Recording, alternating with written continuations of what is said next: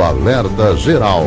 Bate-papo político com jornalistas Luzenor de Oliveira e Beto Almeida. Uma quarta-feira de muita agitação nos bastidores políticos em Brasília, com reflexos no Ceará e em todo o Brasil. A pauta de votação da PEC do Bolsa Família mudou e o texto que deveria ser votado nesta quarta-feira na Câmara terá sua conclusão somente na próxima semana. O recado é do presidente da Câmara, Arthur Lira.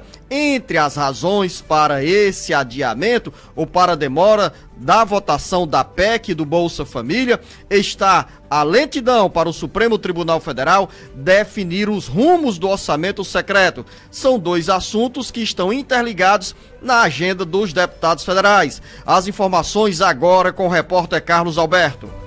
Os planos da equipe de transição do governo Lula, que esperava para esta quarta-feira o avanço da PEC do Bolsa Família na Câmara Federal, mudaram. Isso porque tem um nó a ser desatado nas articulações políticas.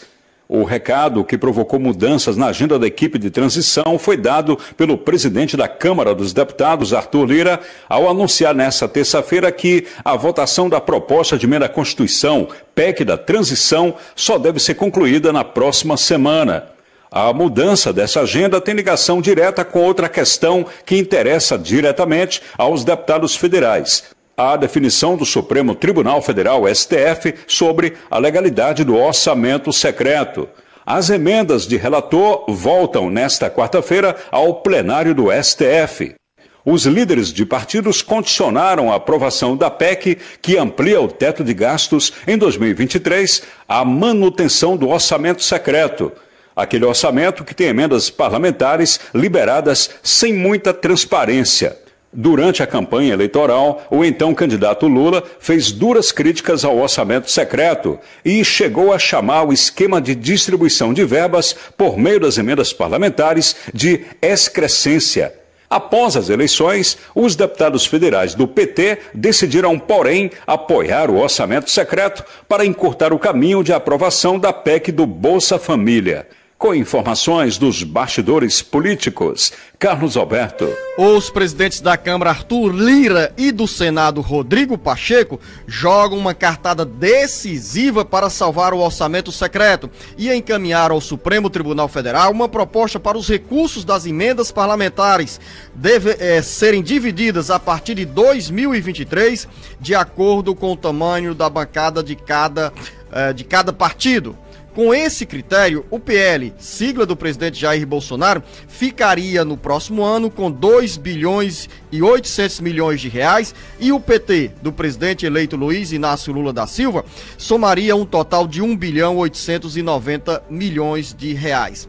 Esses dois assuntos intercalados, como nos antecipou o Carlos Alberto, é um dos principais da pauta de hoje no Supremo Tribunal Federal e na Câmara Federal. Daí, jornalista Beto Almeida, os bastidores políticos de Brasília estarem fervilhando, porque são duas questões que interessam diretamente aos cearenses, do ponto de vista social, que milhões de pessoas estão à espera de uma definição oficial sobre os rumos do Bolsa Família, e de outro lado, uma pauta que interessa diretamente aos parlamentares, que é essa história do orçamento secreto e que vem se arrastando como pauta de votação no Supremo Tribunal Federal desde o ano passado.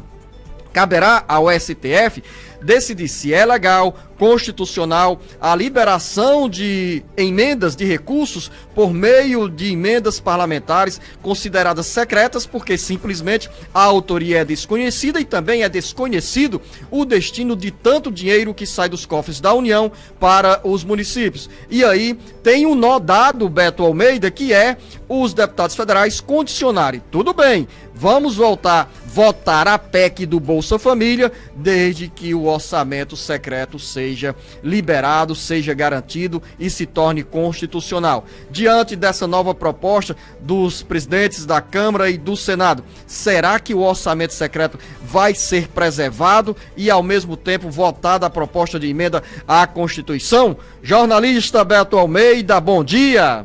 Beto Almeida, a análise política com credibilidade e isenção. Bom dia, Luzenor, bom dia aos ouvintes. A gente já tinha falado que a votação na Câmara dos Deputados dessa PEC do fura-teto não seria tão tranquila quanto foi na Câmara dos Deputados, no Senado. A gente tinha falado aqui, pela própria composição, 81 senadores, 513 deputados na Câmara dos Deputados, ou seja, os interesses são muito mais complexos, o número de bancadas é muito maior. E aí, meu amigo, o que está acontecendo agora? Quais são os pontos que estão travando essa discussão? Primeiro, estava previsto que ocorreria hoje. Depois passou para amanhã essa votação no plenário da Câmara. Não é mais, não será mais, porque agora a data... Poderá ser hoje à noite, né, Beto? Bom, tem duas situações, Luciano. O Senado, os dois pontos que pegam. Primeiro, tem resistência na Câmara dos Deputados ao texto que foi aprovado no Senado. E a outra resistência, que é maior, mais significativa, é o fato de que ainda há uma indefinição em relação ao destino do chamado orçamento secreto, que são as emendas de relator. Tem esse julgamento do Supremo Tribunal Federal que será retomado hoje. E a grande pergunta é: o orçamento secreto continua? No entendimento do Senado, ele é constitucional ou vai ser inconstitucional? Só que tem um detalhe, essa votação no Senado, ela começa hoje, Luziano, mas ela não termina hoje.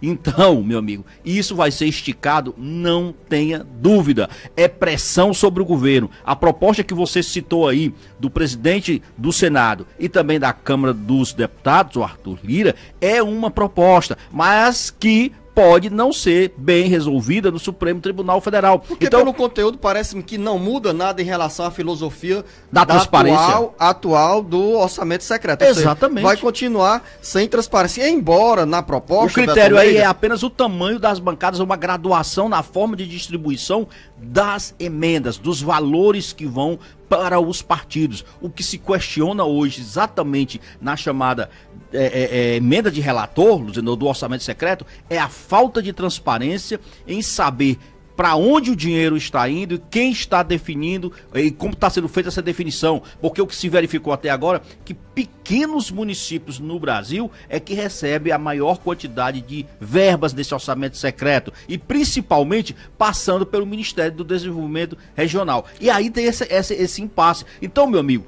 hoje a situação é, para resolver de vez por todas, colocar até a possibilidade de votação híbrida. Sabe o que isso significa, Luziano? Que os deputados poderão votar, inclusive do seu celular, de onde estiver. Se estiver em trânsito, se estiver nos seus estados, vão poder votar. É uma maneira de dizer o seguinte, ó, nós estamos aqui, agora as coisas precisam avançar no sentido de garantia para os deputados. É por isso que eu fiz a intervenção no seu comentário ao dizer que essa votação poderá ser ainda hoje, desde que tenha alguma definição que nesse contexto seja favorável aos parlamentares no Supremo Tribunal Federal. Para você, ouvinte internauta, essa história de orçamento secreto, porque a palavra orçamento secreto, a expressão já diz tudo, né? Ou seja, o que é secreto não é conhecido do público. Há um questionamento muito grande sobre esse orçamento secreto. O orçamento secreto fica dentro do orçamento geral da União e para 2023 está a rubrica orçamento secreto, 19 bilhões e 400 milhões de reais. Esse dinheiro é distribuído por meio de emendas parlamentares chamadas secretas ou emendas parlamentares ao orçamento secreto, e o bolo, o grosso desse volume de recursos tem o dedo, a participação direta dos presidentes da Câmara e do Senado. Daí, então, Arthur Lira e Rodrigo Pacheco não abrirem mão desse poder de fogo, porque imagine você, ouvinte internauta, que tem um volume expressivo de recursos para distribuir, você vai de acordo com a onda que é favorável à sua agenda.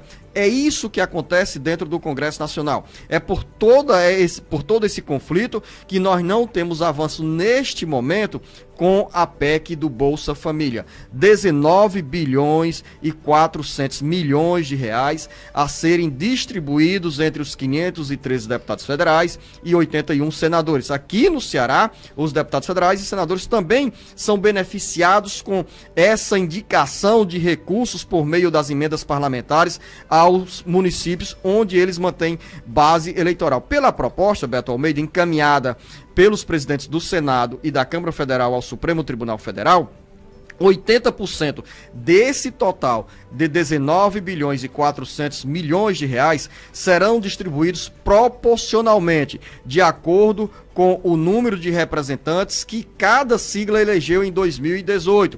Por que que o PL, partido do presidente Jair Bolsonaro, tende a ficar com a maior fatia de recursos? Porque o PL elegeu em 2022, 99 com parlamentares. posse no dia 1º de fevereiro de 2023, 99 deputados federais e mais 14 senadores. Então, esse é o percentual que caberá nessa maior fatia ao PL. Vindo em segundo lugar, o Partido dos Trabalhadores PT, com 1 bilhão e 900 milhões de reais, com 68 deputados federais.